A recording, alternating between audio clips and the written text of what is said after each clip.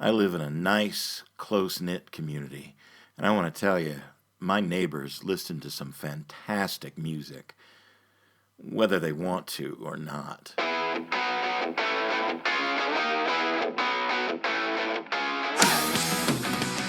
Welcome to Across the Table, the podcast of Hannibal the Magician.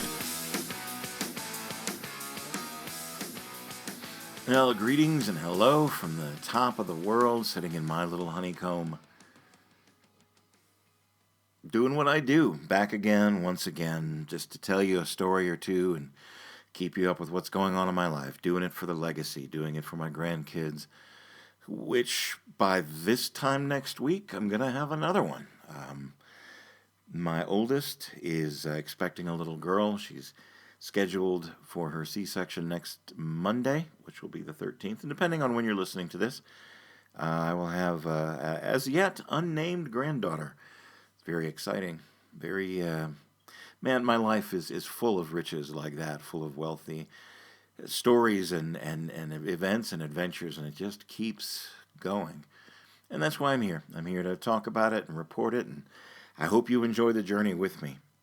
And I hope that in some future existence or some future years from now that my children, my grandchildren are hearing this.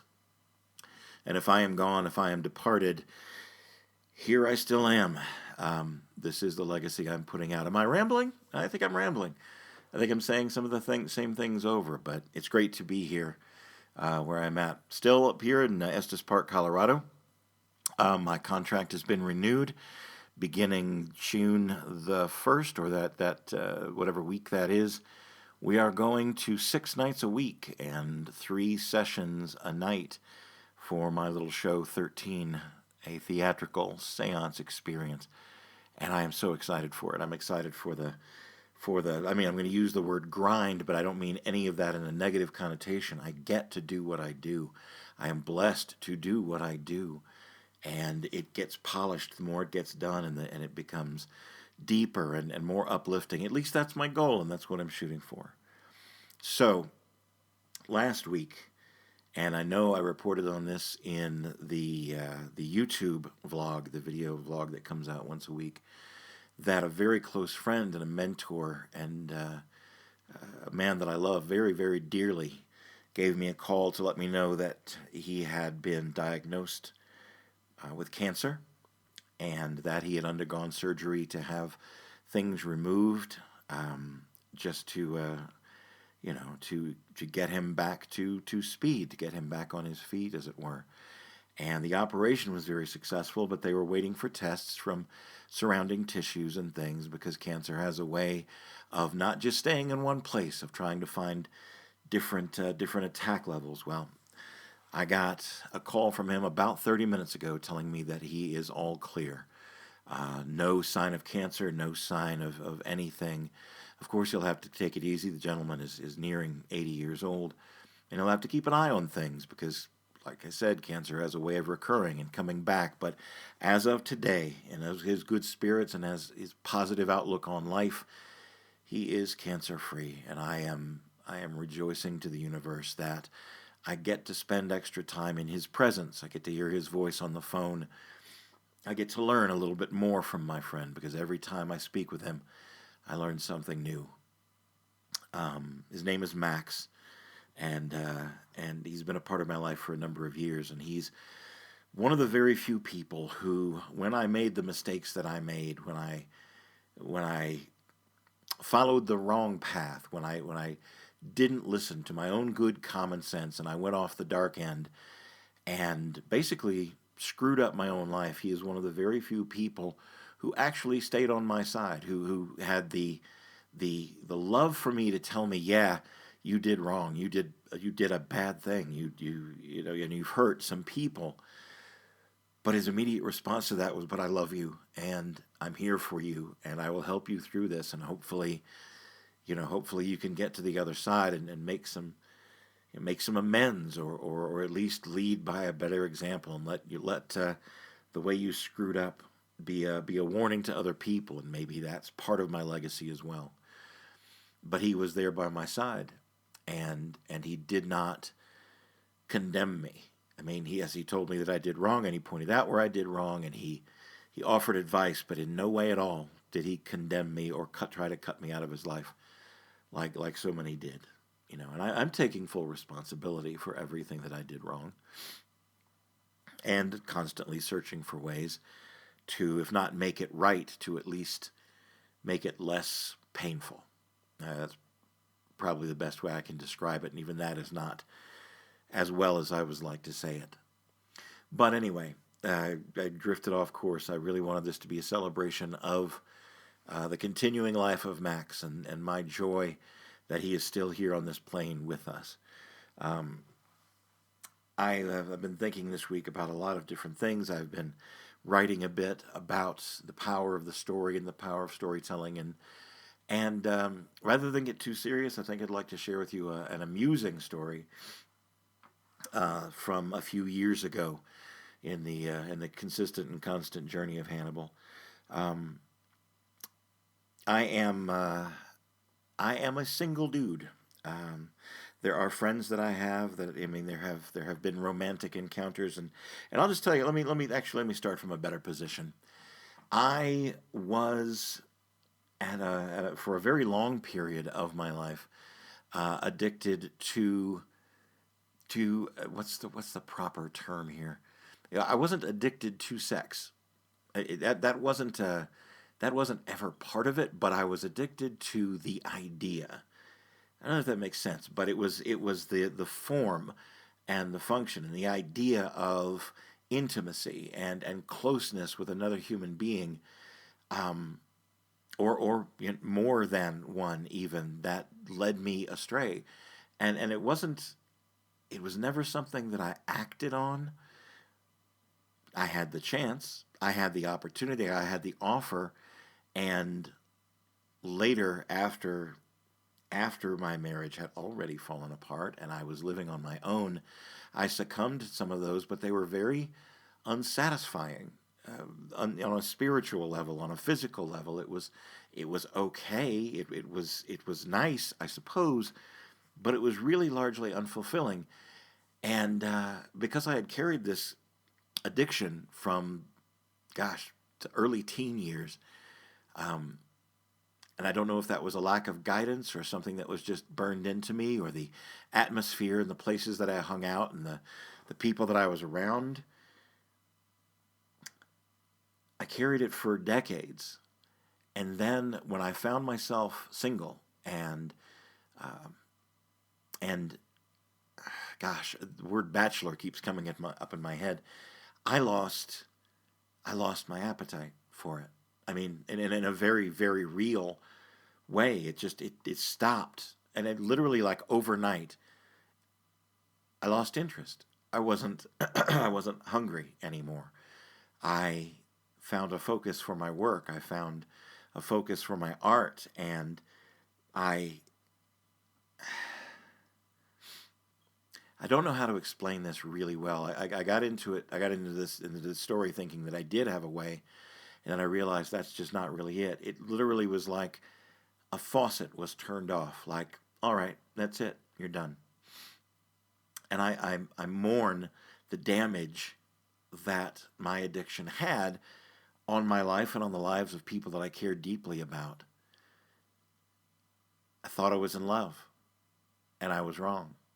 I wasn't even in lust. I was just addicted to the idea, and it derailed everything in my life, and literally, quite literally, everything in my life. And I'm still not, my life has not fully recovered. It's found a different journey, and I'm living a very different life. Like all this is titled, The Season of Solitude. I am on my own. I am living on my own. I am isolated up in the mountains of Colorado, focusing 100% on my work, on my art, which includes this podcast and the stories that I tell. There's been a lack of romance. Let's put it that way. There has certainly been an interested party. But I find myself, I mean, I moved here because of the art. I got the offer, and I got two offers at the same time. I'm sure I told you that story before. I got two offers at the same time. One was for Nashville, one was for here in Estes Park. And the only hesitation I had was, which path am I going to follow? Not, am I going to stay in Hollywood and still pursue the corrupted dream of the Magic Castle and what it used to be and what it used to mean to me and what it has become. It was no, where am I going to go? Which path am I going to follow? And the after I got here, the answer was very easy. The beauty of the mountains, the serenity of the air, the gentleness that surrounds me here, the love that I have for myself and that I've found for myself and the work that I've put in has made a huge, tremendous difference in my life. I did, for a little while, there was a pursuit of a romance, and quite frankly, the lady was just not interested. She came out of a bad relationship and needs and still needed and still needs time to find her own self, to find her love for herself, to find her own path. And it was made clear that, boyfriend material was not what she was looking for. And that's lovely and it's beautiful and it's fine. And I deal with that because I'm responsible for my own feelings and my own perspective on things. But that sexual hunger that I used to have, that unquenchable desire that plagued me for so long, that I prayed often when I used to do that, finally, just like a spigot, turned off.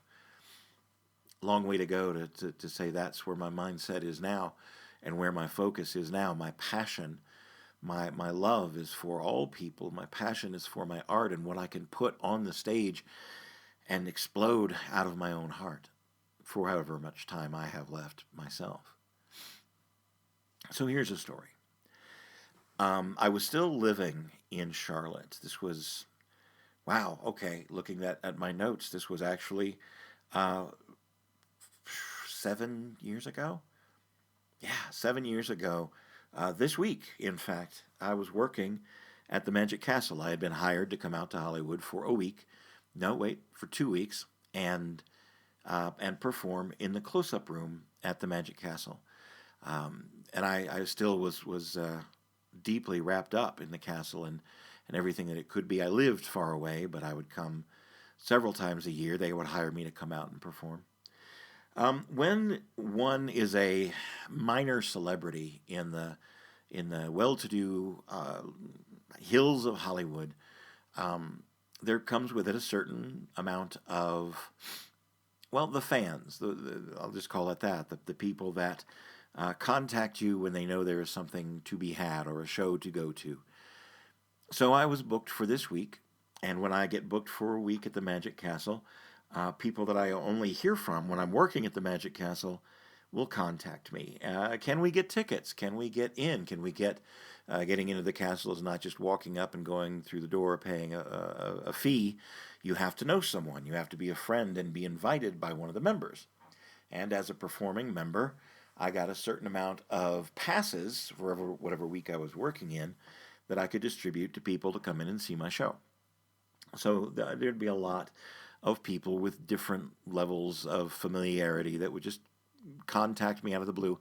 Even people I didn't know. I will get emails from people going, well, it's my aunt's birthday and she's never been to the castle and we heard you're a great performer and we'd like to get some free tickets to come in. I get all kinds of that. And it'll start as soon as I announce that I'm performing there. And I'm talking dozens and dozens, scores even of requests. And at the very beginning, when I very first started working there, I kind of said yes to everybody, just to, because I didn't know it was an ongoing thing, but everybody that I could get in, I would. And some I never invited back again, and some I looked forward to seeing again and over and over. Well, there was a young lady who had been coming to see me from the very first time I ever worked there back in 2010. And she would always bring friends to come along, and they would spend money in the restaurant, and they would spend money at the bar, and they were really well behaved in the shows, and there was never any trouble about, about anything, about being overserved or any kind of wild stories. She was very respectful, and all of her friends were very respectful.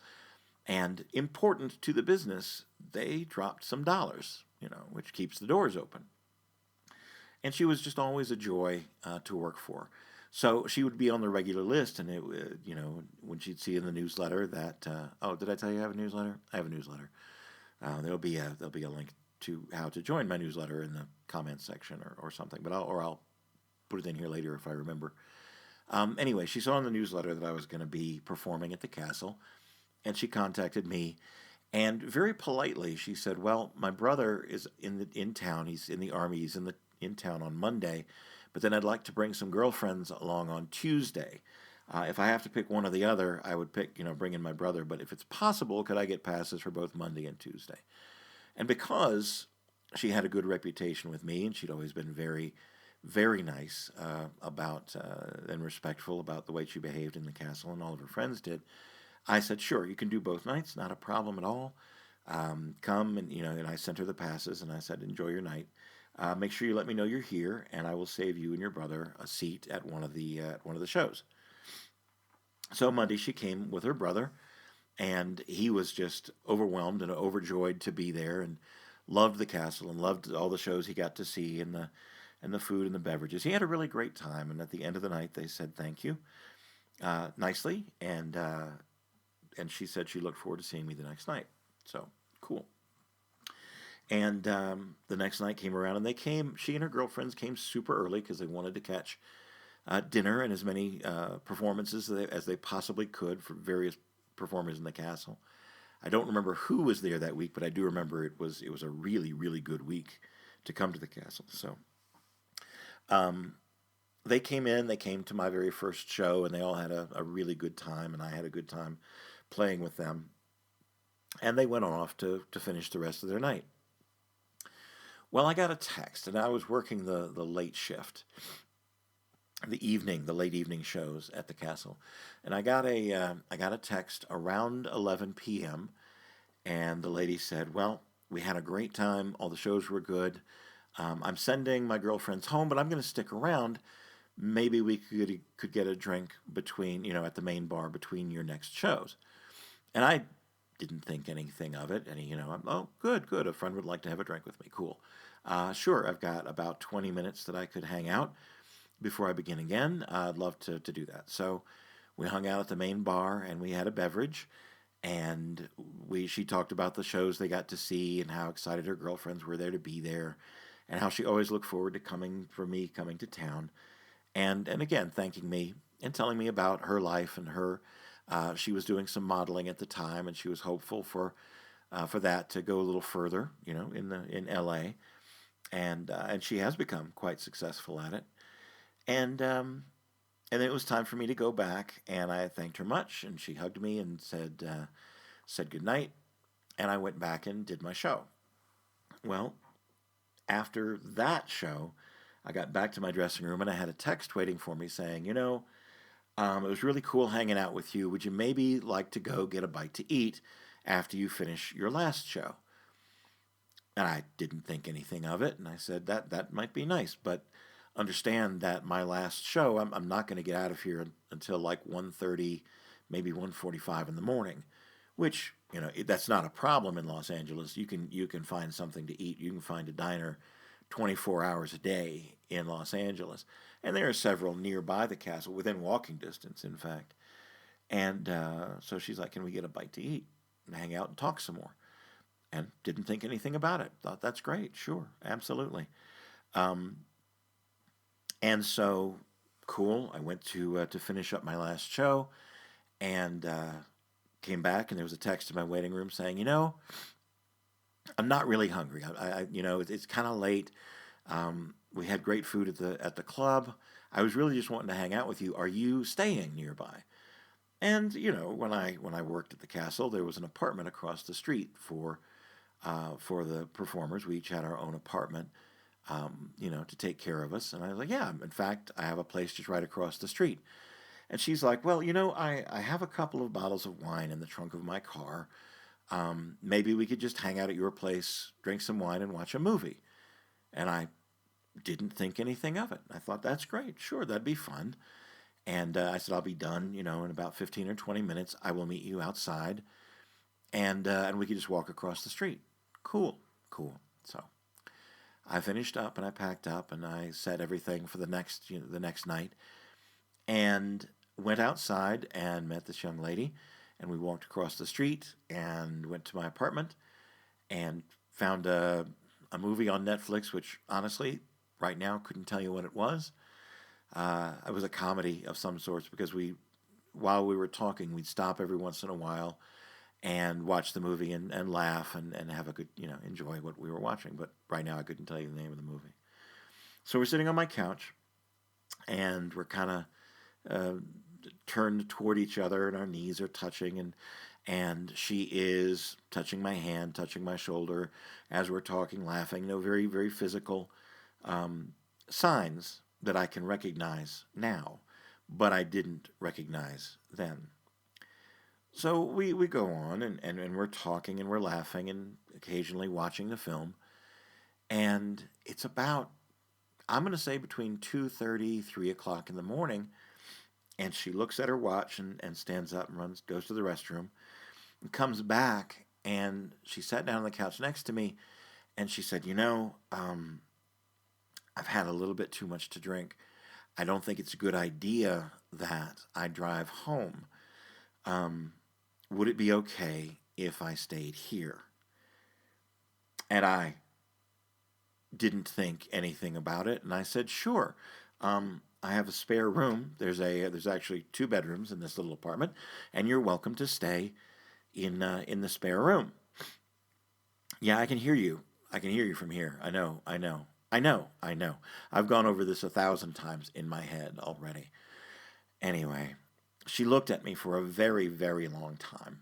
I mean, a really long time, like, wow, you're not picking up on every sign I've tried to give you for the past 4 or 5 hours. And she gently took my face in her hands and said, I'm trying to have sex with you. And I went, oh, I didn't understand that. And she said, yeah, I get that. I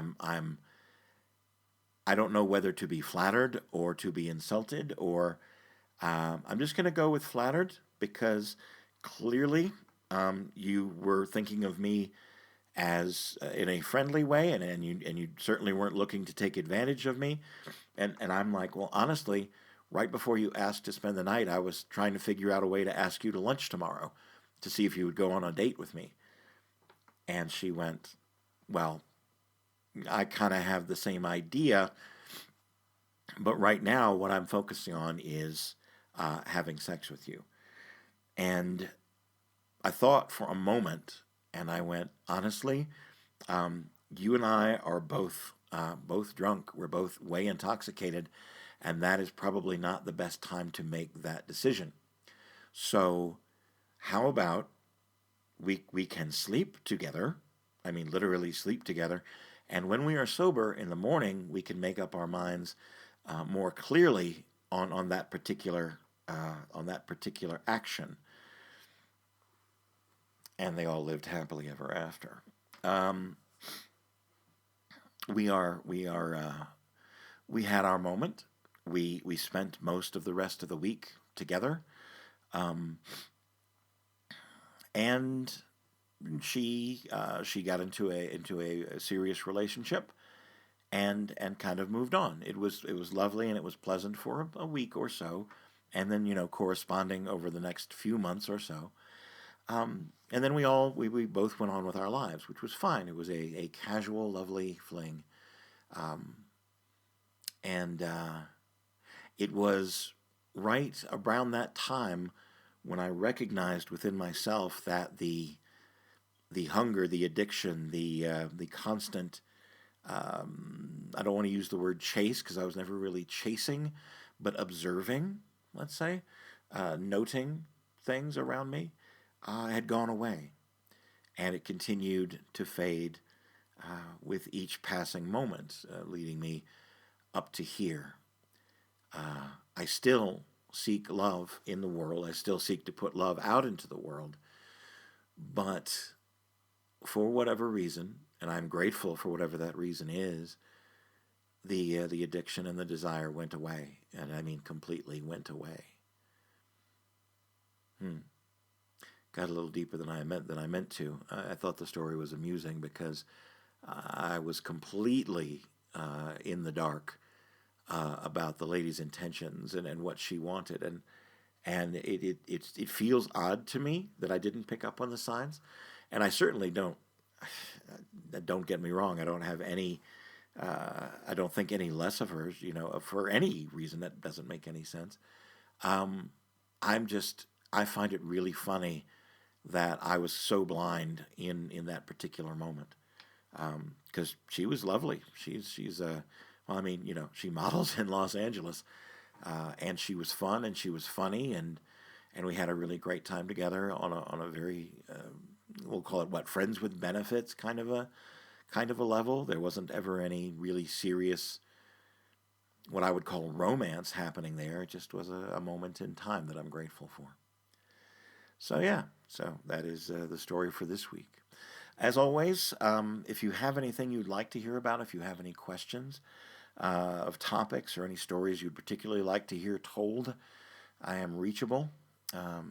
Leave comments below wherever you listen to your podcast time, or you can email me at info@themagicartist.com, and I'll make it part of the program. We'll talk about whatever you want to talk about. My art comes from me, but it is a gift for you as best I can make it.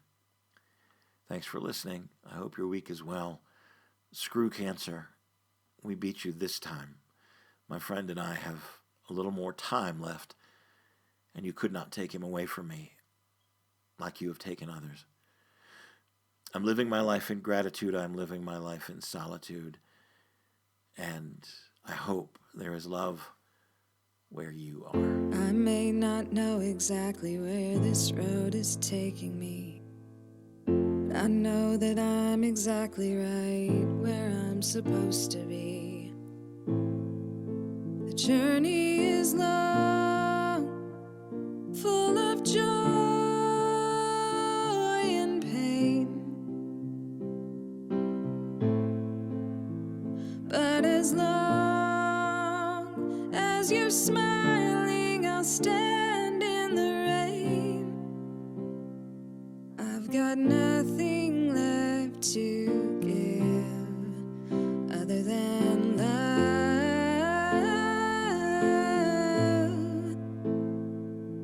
But the funny thing about that is, love is everything. I hope there is love where you are.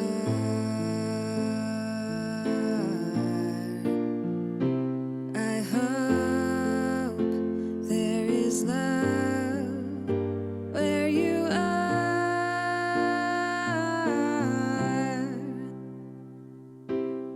I may be a liar full of tricks, but if you'd open up your eyes, you would see nothing but the truth behind all of my lies. I broke every rule, and I bore every boulder, and I carried the weight of the world on my shoulders, and I've got nothing left to give other than